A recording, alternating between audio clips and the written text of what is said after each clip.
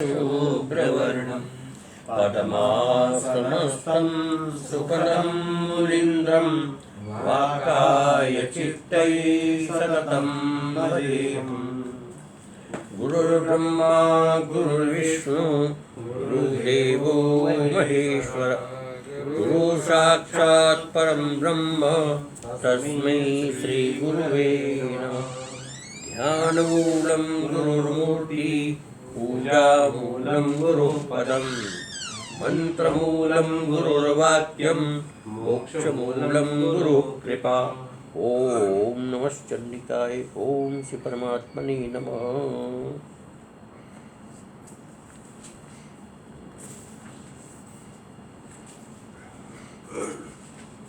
वही 5 कल वाले। यतो यतो निश्चरति मनश्चञ्चलमस्थिरं ततस्ततो नियम्येत आत्मन्नेव संनयेत् प्रशान्तमनसं हीनं योगिनं सुखमुत्तमम् उपैति शान्तरजसं ब्रह्मभूतामकल्मषम् युञ्जनेवं सदात्मानं योगी विगतकल्मषः सुखेन ब्रह्म संस्पर्श अत्यन्तं सुखमश्नुते।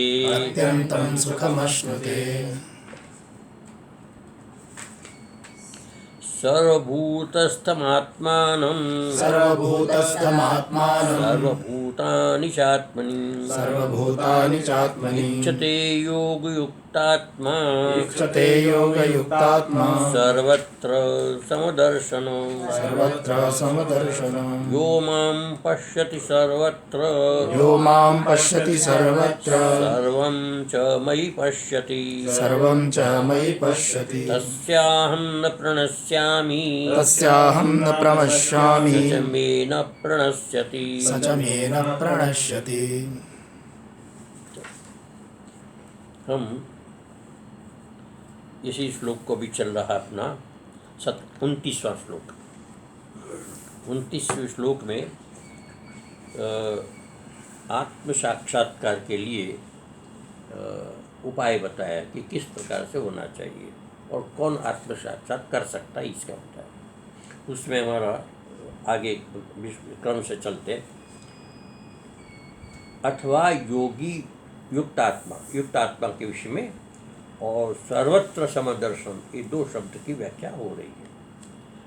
अथवा यो युक्तात्मा, यो वा सर्वत्र सरदर्शनम, युक्तात्मा और सर्वत्र समदर्शन करने वाला आत्मानं निरीक्षते, आत्मा को देखता है, अपने स्वरूप को देखना चाहता है। योगी समदर्शन आत्मईक्षणों अधिकारी युक्तो, ये दोनों जो है आत्मा के ईक्षण के अधिकारी है, अर्थात आत्मा के प्रत्यक्ष करने के, आत्मा की अनुभूति करने के लिए अधिकारी है। ये दोनों अधिकारी है। और अधिकारी क्या है, क्यों है? तो योगी और समदर्श, ये दोनों। तो कैसे? तो यथा ही चित्तवृत्ति निरोध, चित्तवृत्ति का निरोध होने पर साक्षी साक्षात्कार हेतु तथा जड़ विवेकेन सर्वानुष्ठित चैतन्य पृथक्करणम अपि। एक तो होता है योगी क्या करता है, चित्तवृत्ति निरोध के द्वारा साक्षी का साक्षात्कार करता है। चित्तवृत्ति का निरोध हो जाता है तो वहाँ पर चित्तवृत्ति के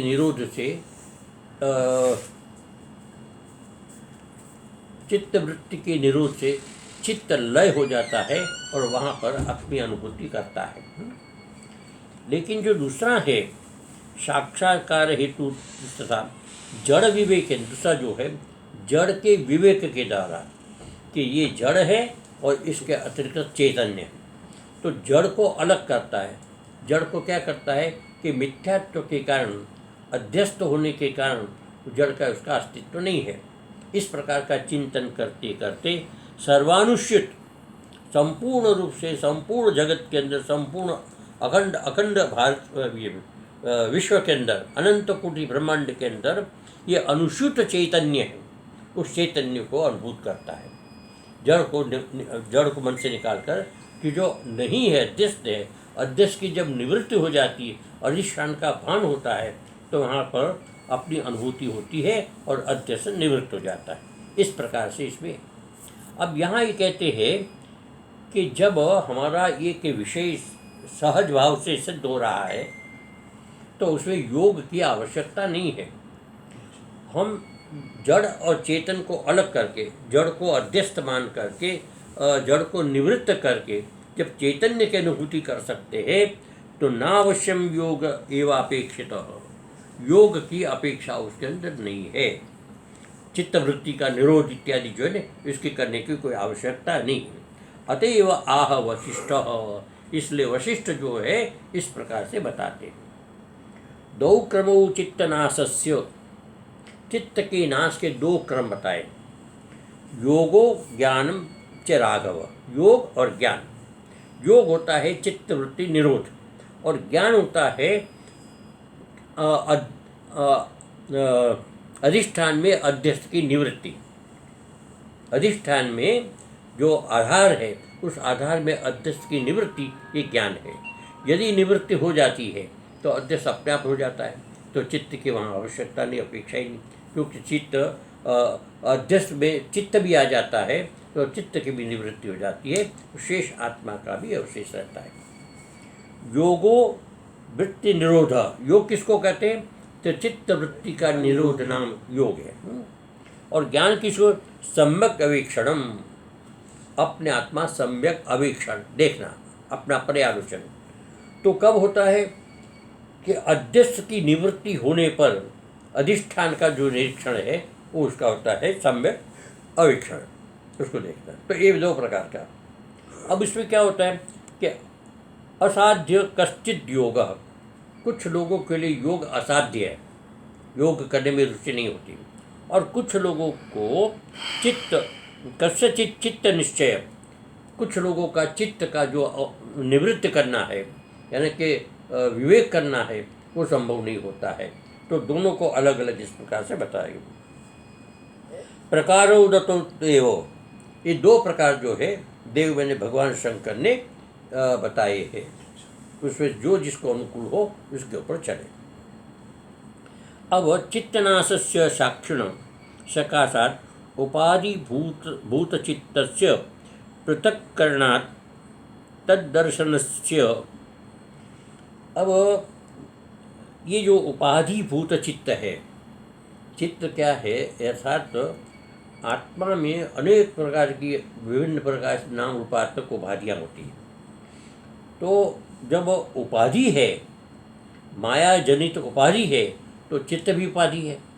तो चित्त उपाधि होने के कारण चित्त का पृथक्करण है। और चित्त का पृथक्करण होता है जैसे सिप्पी में चांदी का अध्यास समाप्त हो जाते हैं, उसी प्रकार से आत्मा में चित्त भी समाप्त हो जाता है, तो इसका पृथक्करण हो जाता है। तो इस प्रकार से चित्त का नाश हो जाता है। नाश का मतलब अभाव हो जाता है, चित्त की शून्यता हो जाती है। तो ऐसे ही पृथक्करण से तद्दर्शनस्य, उसके दर्शन से साक्षात हो जाता है। तत्रोपाय द्वयम, वहाँ दो प्रकार का उपाय बताए, जो ऊपर बताए, तो इसका विश्लेषण है। एको संप्रज्ञात समाधि भी, समाधि एक जो है संप्रज्ञात समाधि। संप्रज्ञात समाधि में कि समाधि में चित्त का लय हो जाता है और उसमें कुछ भी शेष नहीं रहता, न वह ध्याता होता है, न ध्यान होता है, न ध्येय होता है, किसी भी प्रकार की वृत्तिवा नहीं होती। इसलिए कहते ये असंप्रज्ञात समाधि होती है। और दूसरा जो है संप्रज्ञात समाधौ ही, संप्रज्ञात समाधि के अंदर क्या होता है? आत्म एकाकार वृत्ति प्रवाह युक्तम अंतःकरण सत्वम, आत्मा में एकात्मकारता वृत्ति होती है ना, एकात्म में एक धारा प्रविक वृत्ति होती है संप्रज्ञात में। तो संप्रदाय में सारी वृत्तियों का लय नहीं होता, लेकिन होता क्या है कि आत्म एकाकार वृत्ति प्रवाह, आत्मा की एकाकार वृत्ति का प्रवाह बने निरंतर वो एकाकार होता चलता रहता है युक्त। और वो अंतःकरण सत्वम, अंतःकरण जो है उसका एकाकार वृत्ति होती है। वो जो शुद्ध अंतःकरण है साक्षिणानुभूयते, साक्षी का द्वारा यह एकाकार वृत्ति का अनुभव होता है। साक्षी के द्वारा एकाकार वृत्ति का जो आत्मा और चित्त की एकाकार वृत्ति का अनुभव होता है। निरुद्ध सर्ववृत्तिकम, फिर क्या होता है, सब प्रकार की वृत्ति का निरोध हो जाता है। वो एक ही वृत्ति होती है, लेकिन दूसरे प्रकार की सारी वृत्तियों का निरोध हो जाता है। इति विशेष, ये विशेष है। तो एक में सर्वथा वृत्ति का अभाव हो जाता है, कोई वृत्ति असंप्रज्ञात में, और संप्रज्ञात में केवल एक आकार वृत्ति प्रवाह रहता है और वहाँ किसी और प्रकार की चित्तवृत्ति नहीं रहती। द्वितीय बताते हैं तो वहाँ पर सारी वृत्तियों का निरोध। यहाँ दूसरे जो है साक्षिणी कल्पितम, साक्षिणी मैंने आत्मा में, कल्पित साक्ष्यम, साक्ष्य में साक्ष्य प्रमाण, साक्ष्य कहते हैं विषय, जिसको साक्षी का विषय, जिसको देखा जाए, साक्षी का विषय साक्ष्य। ये जो साक्ष्य है अनृतम, अनृत मैंने असत्य, असत्य, अनृत मैंने असत्य, साक्ष्यम अनृतत्वान नास्ति एव, वह है ही नहीं। अनृत होने के कारण, जड़ होने के कारण, अध्यस्त होने के कारण उसका सर्वथा अभाव वहाँ पर, तो साक्ष्य में इसका अभाव है। तद उपशांतत्वात्, उसका उपशान होने के कारण, उपशांत चित्त की उपशांति, चित्त के जो भी वृत्तियाँ हैं वो सब वहाँ पर शांत हो जाती। क्यों कि आत्मा के अतिरिक्त जो कुछ भी सब अध्यस्त है, आत्मा के अतिरिक्त जो कुछ भी असत्य है, अध्यस्त है, और अध्यस्त होने का कोई अस्तित्व नहीं है। इसलिए कहते वह सब वृत्ति का वहाँ उपशांत हो जाती है और अनुभूयते, अपने स्वरूप का अनुभव, अधिष्ठान का अनुभव होता है। इति शेष साक्षी व साक्षी एव तो परमार्थ सत्य, साक्षी ही परमार्थ सत्य है, साक्ष्य नहीं है, साक्ष्य का अभाव है, साक्ष्य की निवृत्ति हो जाती है। तो परमार्थ सत्य केवलो विद्यते, केवल साक्षी ही वहाँ रहता है, अर्थात आत्मा ही रहता है, अधिष्ठान ही रहता है, इसलिए कहते केवल शेष है। विचार तत्र प्रथम उपायम, ये जो पहला उपाय है, प्रपंच परमार्थवादिनो, प्रपंच परमार्थ है, द्वैत है, या इसका भाव है, पहला जो है द्वैत है। क्यों कि प्रपंच परमार्थ, प्रपंच मैंने ये जो जगत है वो असत्य नहीं है, जगत भी सत्य है और ईश्वर भी सत्य है, दोनों के। तो उसे सत्यवादी नो हिरण्यगर्भादय, हिरण्यगर्भादि जो उपासक है, हिरण्यगर्भ की उपासना करने वाले जो है, प्रपेदिरे, इस प्रकार का उसका वर्णन करते हैं। तेषाम परमार्थस्य चित्तस्य अदर्शनेन, वहाँ पर जो परमार्थ दर्शन है, परमार्थ जो चित्त की परमार्थता है यानी कोई सत्यता है, उसके अदर्शनेन, उसका दर्शन नहीं होता। हाँ, क्यों कि वृत्तिलय हो जाती है, वृत्तिलय होने का क्या, अदर्शन साक्षी दर्शन है, साक्षी दर्शन में निरोधातिरिक्त उपाय असंभव, निरोध के अतिरिक्त कोई दूसरा उपाय नहीं है।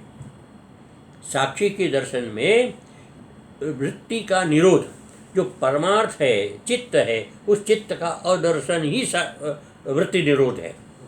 समझिए, है कि नहीं? चित्त का दर्शन क्या है कि चित्त की वृत्ति का वहाँ पर लय हो जाता है, चित्त की वृत्ति नहीं रहती, वो निरोध हो गया। तो निरोध ही एकमात्र उपाय है, किसमें? प्रथम पक्ष में, योग पक्ष में। लेकिन दूसरा पक्ष बताता है वो विचित्र है, वो शंकराचार्य का पक्ष है। श्रीमद् शंकर भगवत पूज्य पाद मतोपजीविन, भगवान श्री शंकराचार्य जो है उसके मत का अनुसरण करने वाले औपनिषदः उपनिषद को मानने वाले, श्रुति सम्मत वेदांत को मानने वाले, प्रपंचानृतत्ववादिनों प्रपंच को अनृत कहने वाले, प्रपंच मैंने ये जगत जो है वो अनृत है, असत्य, जड़ है, मिथ्या है, इसे कहने वाले द्वितीय उपायोपमेय दूसरे उपाय का ही उपमेय उसका समर्थन करते हैं। अर्थात शंकराचार्य जो है ब्रह्म सत्यम जगत मिथ्या, ये उनका वाक्य। तो परमात्मा ही सत्य, जगत मिथ्या मैंने अध्यस्त है, अध्यस्त की निवृत्ति हो जाती है। तो वहाँ पर ये उपनिषद का वो मत है। तो उपनिषद कहता है कि यही एकमात्र जो मत है, तो वहाँ पर किसी प्रकार का कोई दूसरा तत्व नहीं होता है। तेषां ब्रह्म अधिष्ठानादाढ्यात् सति तत्र कल्पितस्य बाधितस्य चित्तस्य तद्दृश्यस्य क्या अदर्शना अनायासेन उपपद्यते। अधिष्ठान ज्ञानादाढ्य, अधिष्ठान के ज्ञान की दृढ़ता से, अधिष्ठान के ज्ञान की दृढ़ता से, अर्थात के अधिष्ठान ही उसको दिखाई देता है, अध्यस्त नहीं है। जब अध्यस्त की निवृत्ति होती है तो केवल और केवल अधिष्ठान दिखाई देता है। अब मान लो कि रस्सी में सर्प अध्यस्त है, अब सर्प की निवृत्ति होगी तो क्या दिखाई देगा? अधिष्ठान। तो अधिष्ठान उसको परिपक्व दृष्टि से दिखाई देगा कि इसके अतिरिक्त सर्प नाम की कोई वस्तु इसके अंदर नहीं है, इसके अतिरिक्त अधिष्ठान रस्सी ही है, रस्सी के अतिरिक्त कुछ नहीं। उसी प्रकार इस सारा ब्रह्मांड है, उस सारा ब्रह्मांड का अधिष्ठान कौन है? ब्रह्म। तो ब्रह्म उसको जब दिखाई देता, परमात्मा जब दिखाई देता है, तो उसके बाद जो अध्यस्त उसका जगत है, जगत का कोई अस्तित्व ही नहीं, जगत है ही नहीं। तो इस प्रकार से ऐसा होने पर कल्पितस्य बाधितस्य, कल्पित और बाधित, अध्यास जब समाप्त हो जाए बाधित हो जाता है, रजत बाधित हो जाती, तो एक कल्पित है। कल्पित का जब बाध हो जाता है तो चित्त, इस प्रकार का चित्त जो तद दृश्य, वो चित्त और चित्त का दृश्य, अर्थात चित्त के द्वारा दिखाई देने वाले, अब चित्त ही नहीं रहेगा तो उसके दृश्य कहाँ रहेंगे? रजत ही नहीं रहेंगी तो रजत की चमक कहाँ रहेगी? उसका रूप कहाँ रहेगा? वो नहीं होगा। तो इसी प्रकार चित्त और चित्त के साथ उसके जो दृश्य है वो सब समाप्त हो जाता है। क्या अदर्शना, अदर्शन अनायास ने उपलब्धि, अनायास से अधिष्ठान की उपलब्धि हो जाती है, अधिष्ठान का प्रत्यक्ष हो जाता है, तो परमात्मा की यहाँ पर प्रत्यक्ष हो जाता है। जैसे ही समझो कि अध्यस्त की निवृत्ति हुई तो वहाँ पर तो पहले से विद्यमान है ना। तो कहते हैं कि परमात्मा के लिए कुछ खोजने की जरूरत नहीं, क्यों लाने की जरूरत नहीं, आने की जरूरत नहीं, वो तो वहाँ है ही। केवल और केवल जो अज्ञान है, अध्यस्त भाव है, अध्यस्त भाव की निवृत्ति की अपेक्षा होती है। अतएव भगवत पूज्यपादा भगवान शंकराचार्य कुत्रापि ब्रह्मवादी नाम योगापेक्षा न उत्पादयाम बभूव। इसलिए भगवान शंकराचार्य के जो अनुयायी है या भगवान शंकराचार्य कहीं पर भी ब्रह्मविदाम, ब्रह्म को जो जानने वाले हैं, ब्रह्म का जो साक्षात्कार करने वाले हैं, योगापेक्षाम, योग की अपेक्षा को स्वीकार नहीं करते। अर्थात चित्त वृत्ति का निरोध करने की आवश्यकता नहीं। अरे चित्त हो तो उसका निरोध करने, उसकी दृष्टि में चित्त है ही नहीं तो निरोध की क्या जरूरत है? अब निरोध की जरूरत नहीं है तो आप इतना बड़ा योग करने की क्या जरूरत है? चित्त की निरोध करो, ये बात है। अतएव औपनिषदा परमहंसा, उपनिषद को स्वीकार करने वाले, मानने वाले परहंसा, परमहंस संत है, श्रौते, श्रौत मैंने श्रुति सम्मत, वेदांत वाक्य विचार, वेदांत वाक्य का विचार करते हुए, वेदांत वाक्य मैंने तत्त्वमसि अहम ब्रह्मास्मि प्रज्ञानम ब्रह्म अयम ब्रह्म, एवं गुरु उपसृत्य, गुरु के पास जा करके प्रवर्तन्ते, उसमें प्रवृत्त होते हैं। ब्रह्म साक्षात्काराय न तो योगे, ब्रह्म साक्षात्कार में प्रवृत्त होते, योग में नहीं। अब यहाँ पर ब्रह्म साक्षात्कार के विषय में एक बहुत बड़ा विचारेणैव चित्त दोष निराकरणेन, कि विचार के माध्य से ही, विचार में अधिष्ठान और अध्यस्त का विचार, अधिष्ठान और अध्यस्त हाँ विचार। आधार और अध्यस्त का विचार, वो विचार करने से, जब विचार करने से आपका अध्यस्त जो है वो निवृत्त हो जाएगा, तो उससे क्या होगा कि सब प्रकार के चित्त के दोष अपने आप निवृत्त हो जाएंगे।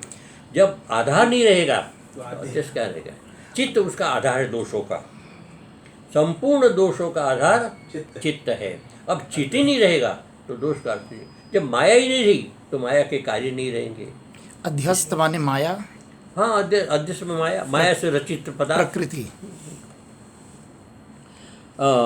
तस्य अन्यथा सिद्धत्वात्, इसलिए कहते हैं कि उसको आगे कुछ करने की आवश्यकता नहीं, ये सब अन्यथा सिद्ध हो जाए, अपने आप सिद्ध हो जाते हैं। अब यहाँ पर एक बात जो है सबसे बड़ी समझने की है, वो थोड़ा सा अतिरिक्त है, गलत। अद्वैत वेदांत परमहंस गुरु के समीप जाकर ब्रह्म साक्षात्कार के लिए प्रयत्न करते हैं। अद्वैत सिद्धांत को स्वीकार करने वाले गुरु के पास जाकर के अद्वैत विचार के लिए वो प्रयत्न करते हैं। तो ब्रह्म साक्षात्कार के प्रयत्न करें। उस ब्रह्म साक्षात्कार में सबसे पहले स्रोत जो है वेदांत वाक्य तत्वमसि आदि जो है उसको जानने के लिए प्रयत्न करते हैं। और उस जानने के लिए एक जानने के लिए एक विशेष प्रकार की इच्छा की आवश्यकता होती है। उसको ब्रह्म सूत्र में अथातो ब्रह्म जिज्ञासा, तो ब्रह्म जिज्ञासा अत्यंत आवश्यक है। जब तक आपको ब्रह्म जिज्ञासा नहीं होगी तो आपका कोई प्रयत्न नहीं कर, इस तरफ जाएंगे नहीं आप। तो ब्रह्म जिज्ञासा, अब ब्रह्म जिज्ञासा किसको कहते हैं? ब्रह्म संबंधी जानने की प्रबल इच्छा, इच्छा नहीं, प्रबल इच्छा। ब्रह्म संबंधी विषय को जानने के लिए प्रबल इच्छा जो है उसको ब्रह्म जिज्ञासा कहते हैं। लेकिन कब? अथा, तो अतः बाद, इसके बाद, किसके बाद? तो उसका विश्लेषण करते हैं कि चार पहले साधन चतुष्टय आपके पास होने चाहिए, चार साधन चतुष्टय होने चाहिए। तो जिसको बहिरंग साधन कहते हैं, बहिरंग साधन, और एक होता है अंतरंग साधन। तो श्रवण मनन निधिध्यासन वो अंतरंग साधन है, ऐसा समझिए। तो बहिरंग साधन क्या है? तो उसमें होता है ब्रह्म जिज्ञासा।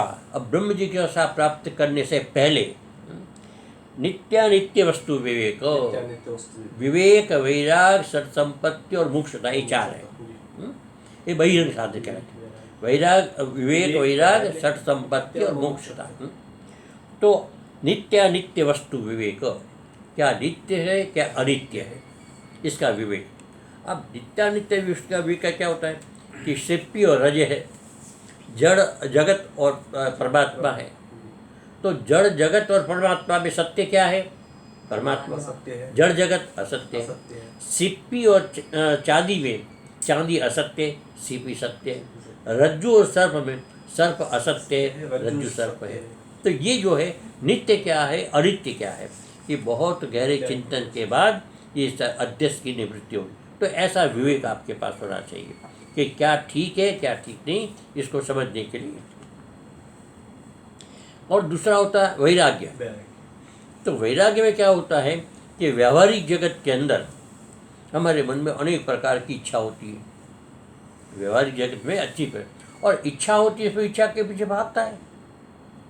तो कहते हैं कि इच्छा से पीछे पीछे जो भागता है वो उसके संसारिकता है, उसके सांसारिकता है। लेकिन यह अमूत्र फल भोग विराग, यह और अमूत्र, ये मैंने इस जगत में, और अमूत्र मैंने परलोक में। यहाँ से जाएंगे मर के स्वर्ग में जाएंगे, वहाँ अनेक प्रकार के सुखों का उपभोग करेंगे, तो इच्छा हुई नहीं। इसी प्रकार इस जगत के अंदर जितने भी संसार के सुख है वो सारे के सारे हम भोगेंगे, इच्छा हुई। तो दोनों प्रकार के सुख है, यह और अमूत्र, दोनों प्रकार के जो है फल है, उसके भोग की प्रबल इच्छा जो है ये इच्छा है। और इच्छा का विघात, इच्छा की समाप्ति वैराग्य। इच्छा न होना ये वैराग्य। तो इस प्रकार से ये दूसरा है कि यह अमूत्र फल भोग विराग, यह अमूत्र फल के भोग की सर्वथा निवृत्ति हो जाए विराग है? वैराग्य। तो उसको वैराग्य है। और निवृत्ति कैसे होती है? साक्षात्कार। निवृत्ति कैसे होती है? है? उसका अनृत को हम इच्छा उसी का करते हैं जो सर्वम दुखमय दुखम। हाँ बस सर्वों जब ज्ञान हो जाए कि दुख जब में है, तक हमको ये भान नहीं होगा कि सब कुछ दुखमय है असार है। ना, आप सत्य मानकर उसका भोग करेंगे, बस। लेकिन असत्य मानकर उसकी निवृत्ति के तरफ जाएंगे। तो इसलिए कहते हैं ये विराग होना चाहिए। सब कुछ दुखमय, कुछ भी सुख का आसार नहीं। तीसरा है षट संपत्ति। षट संपत्ति में 6 चीज आता है? शम दम श्रद्धा, तीसरी समाधान उपराम, छठी तितिक्षा जानिए। अपना विचार सागर के अंदर ये आता है। तो यहाँ पर इसे दूसरे रूप में दिया है, शम दम उपरति तितिक्षा और श्रद्धा और समाधान। समाधान का मतलब समाधि। ये 6 जो है तत्व है उसको कहते षट संपत्ति। ये योग के साधन है, वो ये ब्रह्म जिज्ञासा के भी साधन है। ब्रह्म जिज्ञासा का साधन है, ब्रह्म ऐसा तो ब्रह्म जिज्ञासा उस जिज्ञासा का भी साधन है, और योग में चित्तवृत्ति का भी है प्रकारांतर से साधन है, दोनों ही है। तो इस प्रकार से इसकी जीवन में अत्यंत आवश्यकता है। इसको थोड़ा डिटेल में समझाएंगे? क्या? दम, शम दम तितिक्षा, वो उससे पीछे आया है वैसे कई बार। को शांत करना। दम का अर्थ होता है इंद्रियों का दमन करना। उपरति संसार के विषयों से उपराम होना। तितिक्षा द्वंद्व को सहन करना। श्रद्धा गुरु वाक्य और वेद वाक्य के अंदर अटूट श्रद्धा, जिसमें कहीं किसी प्रकार की शंका न हो, इस प्रकार श्रद्धा। और दूसरा है समाधि, समाधान। समाधान का मतलब समाधि, एकाग्रता। एकाग्रता ये उसका वैसे 6 उपाय। तो ये जो है, और उसके बाद जो है मोक्ष तक। इसके बाद मोक्ष, मोक्ष में मोक्ष की प्रबल इच्छा। मोक्ष की प्रबल इच्छा। अब मोक्ष की प्रबल इच्छा होती है तो मोक्ष के लिए क्या चाहिए? मोक्ष के लिए क्या? मोक्ष किससे होता है? तो ब्रह्म के ज्ञान से, परमात्मा के यथार्थ ज्ञान से, अपने स्वरूप के यथार्थ ज्ञान से। जब तक अपने स्वरूप का यथार्थ ज्ञान नहीं होगा तब तक मोक्ष नहीं होगा। इसलिए मोक्ष है, मोक्ष के लिए इच्छा, प्रबल इच्छा जो है, इसको कहते हैं ब्रह्म जिज्ञासा। तो इस प्रकार से ब्रह्म जिज्ञासा होना चाहिए।